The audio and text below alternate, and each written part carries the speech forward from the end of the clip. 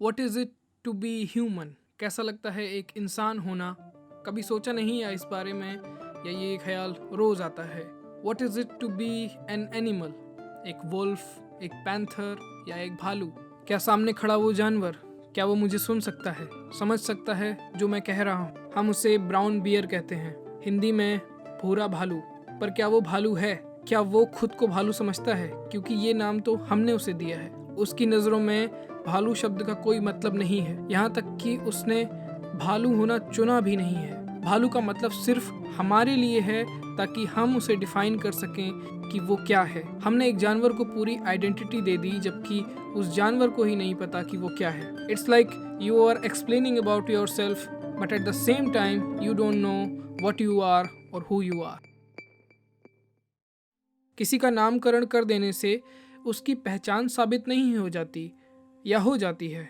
स्वामी विवेकानंद। संस्कृत और हिंदी भाषा का प्रयोग है, मतलब सनातन या हिंदू धर्म से संबंध रखते हैं, भारतीय हैं, और क्या पता चलता है? कुछ नहीं, जब तक हम उनके बारे में करीब से ना जाने। मोगली। मोगली इस शब्द के बारे में क्या बता सकते हैं? अगर मैं आपके सामने एक कंडीशन रख दूं कि आपको जंगल बुक के बारे में कुछ नहीं पता। I am Akash Rajput and this is all about story. This time I will try to give another view of Jungle Book by asking this question, that who was Mowgli?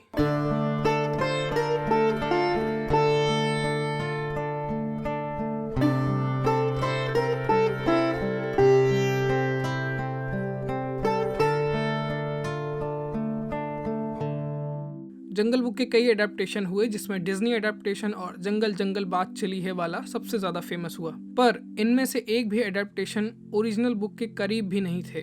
2018 में Mowgli legend of jungle is the first faithfully adapted film. ये सबसे best adaptation तो नहीं है पर authentic है। Film को जंगल book के 1893 के फर्स्ट एडिशन से लिया गया है, जिसमें रुडयार्ड किपलिंग के पिताजी ने पहली बार एक इलस्ट्रेशन में मोगली के कैरेक्टर को ड्रॉ किया था। कैरेक्टर की इंस्पिरेशन सियोनी गांव से मिली थी जो कि मध्य प्रदेश में पड़ता है, पर असल में मोगली जैसा कोई शब्द कभी था ही नहीं। अकेला, निशा और विहान वो भेड़िए जिन्होंने मोगली को पाला और ये नाम उन्होंने रखा था। मोगली का मतलब उन भेड़ियों के लिए था फ्रॉग। फ्रॉग एक ऐसा प्राणी जिसके शरीर पर बाल कम हों, पर देखा जाए तो ये किपलिंग की रचना थी।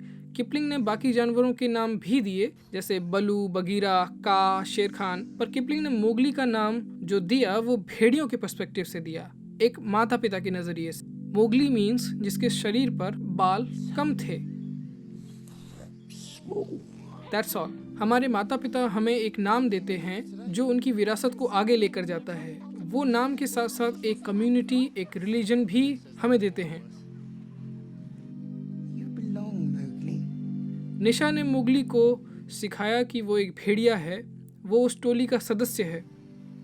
My whole life is to be a wolf. कभी सोचा है कि आपके दिमाग में आपकी कम्युनिटी, रिलीजन का पहला ख्याल कैसे आया? रिलीजन इसलिए क्योंकि इंसान तो सभी हैं, इंसान होने के अलावा भी हमें एक ऐसी आइडेंटिटी चाहिए होती है। हालांकि मुझे आज तक इसका कोई ग्रेटर पर्पस समझ नहीं आया। अगर आप हिंदू हैं तो आपके पेरेंट्स आपको मंदिर लेकर गए होंगे बचपन में, आप मुस्लिम हैं तो आपको कुरान पढ़ाई गई होगी, और and same goes with Christian and other religions. ये तो आपने अपने पूर्वजों से उधार लिया है। जैसा निशा और विहान ने मोगली को कहा कि तुम भेड़िया हो, ताकि वो बाकी भेड़ियों से अलग महसूस ना करे और उस ग्रुप में फिट हो जाए। रिचर्ड डॉकिंस अपनी किताब द गॉड डिल्यूजन में लिखते हैं, there is no such a thing like a Christian child, only a child of a Christian parents. अगर मोगली किसी क्रिश्चियन फैमिली में पैदा होता तो एक क्रिश्चियन नाम उसे दिया जाता, उसे एक क्रिश्चियन बिलीफ सिस्टम मिलता, पर वो क्रिश्चियन पैदा नहीं हुआ। हाँ, धीरे धीरे वो अनायास ही मोगली की पहचान बनने लगता, पर जंगल की उस रात उसके पिता नहीं रहे। बगीरा ने वो बच्चा भेड़ियों के बीच आके रख दिया। मोगली अपनी कल्चरल आइडेंटिटी उससे पहले ही खो चुका था जब उसके अंदर समझ पैदा नहीं हुई थी। एक सिमिलर नॉवल है stranger in strange land, written by Robert Heinlein. 1961 के इस नॉवल में एक स्पेसक्राफ्ट मार्स की तरफ आगे बढ़ता है और अपना कांटेक्ट खो देता है। सबको लगता है कि कोई बचा नहीं होगा, पर उस क्रैश में एक बच्चा माइकल स्मिथ बच जाता है और वो मार्स पर रहने वाले मार्शियंस को मिल जाता है। मार्शियंस उसको अडॉप्ट कर लेते हैं, फिर वो बड़ा होता है और उसे धरती पर वापस आना होता है। यहाँ धरती पर तीसरा विश्व युद्ध हो चुका होता है और ऑर्गेनाइज्ड रिलीजन का बोलबाला होता है। इस नॉवल की कहानी इस बात पर फोकस करती है कि जब माइकल स्मिथ धरती पर वापस लौटता है तब वो अपने जैसों के बीच किस तरह एक अजनबी बन जाता है। सिर्फ परवरिश का फर्क है। माइकल स्मिथ वो सब नहीं करता था जो बाकी इंसान करते थे। ऐसे ही जंगल में इतने साल बिताने के बाद मोगली इंसानी समाज में रह पाएगा? क्या वो ऑर्गेनाइज्ड रिलीजन को अपना पाएगा? स्ट्रेंजर इन स्ट्रेंज लैंड में एक कैरेक्टर है जुवेल हर्षा। वो स्मिथ को कॉन्सेप्ट ऑफ गॉड समझाने की कोशिश करता है। स्मिथ के लिए ये बहुत मुश्किल हो जाता है क्योंकि मार्शियंस बहुत प्रिमिटिव होते हैं। मार्शियंस ने अभी तक गॉड को इन्वेंट नहीं किया था। आप अपना इंसानी इतिहास उठा के देखिए, प्री हिस्टोरिक आर्ट में आपको हंटिंग के सीन मिलेंगे, पर कॉन्सेप्ट ऑफ गॉड के बारे में बहुत बाद में मिलना शुरू होता है जब इंसान ने कॉलोनी बसाना शुरू किया। अगर जंगल बुक की कहानी सच होती और प्रेजेंट सिचुएशन में लागू होती तो मोगली को एक बड़ी समस्या का सामना करना पड़ता। सरकारी नियमों के हिसाब से आपका कोई ना कोई रिलीजन होना जरूरी है। ऐसा कोई कॉलम नहीं है जैसे एग्नोस्टिक या एथियस्ट या फिर फिलॉसफी सेक्शन। भारतीय संविधान के विशेषज्ञों तथा सरकार को कभी लगा ही नहीं कि इसकी जरूरत भी है। Government think that every person must have religion. उनसे ये बात हजम नहीं होती कि कोई ऐसा भी हो सकता है या ऐसे लोग भी हैं जिसका कोई बिलीफ सिस्टम नहीं है। अगर वो ऐसा कोई कॉलम बनाते हैं तो उनके लिए बड़ी दिक्कत हो जाएगी। अब मान लो कि एनआरसी करनी पड़े और सीए का लफड़ा पहले ही फंसा हुआ है, तो एनआरसी में बल्लू अंदर, बगीरा अंदर, अकेला अंदर, निशा विहान अंदर, किंग लुई तो एनआरआई बंदा है, शेर खान बाहर, पर मोगली इसको कहाँ रखें? बस एक चड्डी थी जब ये मिला था, इसके पास तो कागज भी नहीं है। खैर, भारत एक धर्मनिरपेक्ष राष्ट्र है, पर यहाँ एथियज्म, स्टोइक्सिज्म, एग्नोस्टिसिज्म के लिए कोई स्थान नहीं है। तो मोगली को अगर इंसानी समाज में रहना पड़ा तो सबसे पहले उसे कोई एक रिलीजन स्वीकारना पड़ेगा। पर मुझे आज तक कन्वर्जन या धर्म परिवर्तन का कोई पॉइंट समझ नहीं आया। ये प्रक्रिया काम कैसे करती है? I mean the whole belief thing. ऐसा कौन सा क्षण है, ऐसा कौन सा पल है जब ईश्वर बदलाव स्वीकार करता है? Eight which point God accepts the change. क्या इंसान ईश्वर को स्वीकारता है या ईश्वर इंसान को स्वीकारता है? मोगली को कोई एक ईश्वर भी चुनना पड़ेगा क्योंकि बहुत सारे ईश्वर हैं। लोग डिसएग्री करते हैं कि नहीं, ईश्वर एक है। सब कहते हैं कि ईश्वर एक है, पर मैंने अपने एक्सपीरियंस से जाना है कि नहीं, बहुत सारे हैं। पॉलीथिज्म है, सबसे बेस्ट वाला वही है जिसे हम खुद फॉलो करते हैं और एक बार को मान भी लेता हूँ कि ईश्वर एक है। जब ईश्वर एक है तो कन्वर्जन क्यों? और कन्वर्जन है तो ईश्वर एक नहीं है। और अगर अलग अलग हैं तो किस पॉइंट पे ईश्वर बदलता है? कोई सर्टिफिकेट है या ईश्वर आके खुद कान में कहते हैं कि अब से तुम चिकन नहीं आलू हो? और अगर ईश्वर बदल सकता है तो बदलने वाली रस्म और ईश्वर का अस्तित्व खुद एक बड़ा सवाल है। कम्युनिटीज लाइक कोहुला, ये अफ्रीकन कम्युनिटी अपने बच्चों के सर को रीशेप करते हैं। बचपन से ही इनके सर को इस तरह से बांधा जाता है कि वो आगे चलकर पूरे सर का आकार बदल देता है। ये कबीले इस परंपरा को सदियों से अपनाते आए हैं और मुख्य कारण बहुत क्लियर नहीं है, पर हाँ, ये इन्हें दूसरे इंसानों से अलग ज़रूर बनाता है। ये वास्तविकता कि इस कुनवे या इस कबीले से बाहर कुछ नहीं है, ये उनका अस्तित्व बन चुकी है। वो इसी आइडेंटिटी के साथ जीते हैं। उनके आने वाली पीढ़ी की वास्तविकता उनके जन्म से पहले ही गढ़ दी गई है कि जिस बच्चे का सर इस तरह का नहीं होगा वो कबीले का सदस्य नहीं माना जाएगा। इस प्रक्रिया के दौरान काफ़ी बच्चे अननेचुरल डेथ सफ़र करते हैं, पर इस वजह से कबीला अपनी पहचान नहीं खो सकता, इसलिए वो आज भी इसे बरकरार रखता है। वो इस पर गर्व करते हैं कि बड़ा सर ज़्यादा बुद्धि को दर्शाता है और तकलीफ़ों को बलिदान माना जाता है। अपनी जाति, अपने धर्म की रक्षा करना कुल के लोगों के लिए ज़रूरी हो जाता है क्योंकि उन्होंने अपने वजूद की कहानी उससे जोड़ दी है। संसार के सभी रिलीजन या कम्युनिटीज़ किसी न किसी बिलीफ सिस्टम पर बने हैं। हाँ, पर मुझे शक है कि शायद कोई ऐसा रिलीजन हो जो लॉजिक और रीजनिंग पर भी बना हो। The whole thing is so confusing.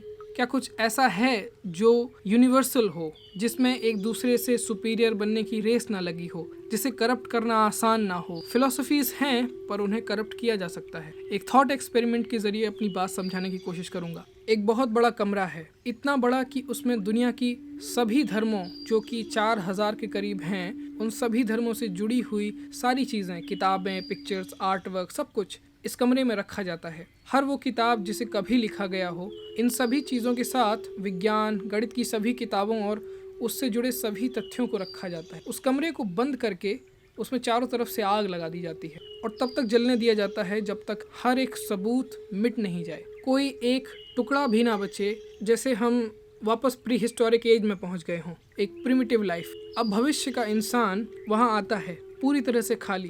वो खोजना शुरू करता है। अब इंसान चाह कर भी उन धार्मिक किताबों को दोबारा नहीं लिख सकता, क्योंकि कोई पुराना रेफरेंस नहीं मिलेगा। अगर वो कोशिश भी करता है तो रिजल्ट्स वैसे नहीं आएंगे। हो सकता है वो एक नया रिलीजन या एक नई आइडियोलॉजी का निर्माण कर दे अपनी समझ के हिसाब से। यही वजह है कि हम उन किताबों को प्रिजर्व करना चाहते हैं, क्योंकि हमें डर लगता है कि कहीं हम अपनी आइडेंटिटी खो ना दें, अपने अतीत को अपनी मुट्ठी से हम फिसलने नहीं देना चाहते। हमें इस बात का भी डर रहता है कि हमने इनकी रक्षा नहीं की तो कोई इन किताबों में लिखी बातें बदल ना दे। बदला वही जा सकता है जिसे कभी लिखा गया हो, ना कि जिसे खोजा गया हो। पर अगर कोई उन साइंस बुक्स को दोबारा लिखने की कोशिश करता है तो वो हर इक्वेशन को वैसा ही दोबारा लिख सकता है, इस इटर्नल नेचर को ऑब्जर्व करके, क्योंकि इसे लिखा नहीं गया है, इसे खोजा गया है। क्योंकि मैथ चेंज नहीं होती।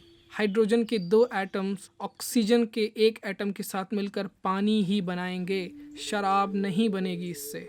साइंस कैन बी कॉम्प्लेक्स, और हो सकता है कि इसके पास सारे सवालों के जवाब ना हो, पर ये आपको कभी बेवकूफ़ नहीं बनाएगी। विज्ञान के साथ एक कॉमन कंप्लेन ये आती है कि ये आपको मोरली अच्छा नहीं बनाता, ये संस्कार नहीं दे सकता। विज्ञान नहीं समझा सकता कि क्या सही है और क्या गलत है।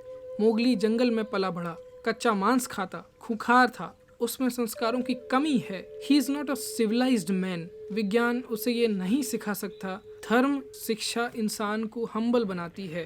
पर क्या ये एक विरोधाभास नहीं है कि पिछले 3000 सालों में 4000 से ज़्यादा लड़ाइयाँ लड़ी गईं, और वो जानवरों ने नहीं लड़ी। हर लड़ाई का पूरा श्रेय अ वेल सिविलाइज्ड मैन को जाता है। सभी लड़ाइयाँ सत्ता, धर्म और वर्चस्व की वजहों से हुई। ऐसा लगता है इंसान लड़ता ही रहा, कभी खाली बैठा ही नहीं। वैसे ईश्वर सर्वशक्तिमान है, पर वो इन लोगों के हृदयों को बदल नहीं सका, या शायद ईश्वर को जंग पसंद है। इन द एंड ये सवाल क्यों इम्पोर्टेंट है कि मोगली कौन था? क्योंकि हम सभी एक गिवन आइडेंटिटी के साथ पैदा होते हैं। अपने आप को अलग दिखाने और महसूस कराने के लिए हम बहुत कुछ करते हैं। अलग ढंग से कपड़े पहनते हैं। हम सभी पहचान बनाने की कोशिश कर रहे हैं इस वेल सिविलाइज्ड वर्ल्ड में, जिसके मायने सिर्फ इंसानों को समझ आते हैं। और जब तक इंसानी समाज, इंसानी प्रजाति का ये बैरियर नहीं टूटेगा, तब तक हम इस कॉस्मोस में खुद को बाकी सभी से ऊपर रखते रहेंगे। Once we will realize that we are not special, we will lose our egoistic identities, our false identities. मेरे नज़रिए में मोगली जैसे कबीर दास का कोई अपग्रेडेड वर्जन है। कबीर ने जहाँ हिंदू और मुस्लिम के बीच का बैरियर तोड़ा, पर Mowgli has crossed the barrier of human existence. Mowgli ने मानव वजूद का बैरियर तोड़ा है।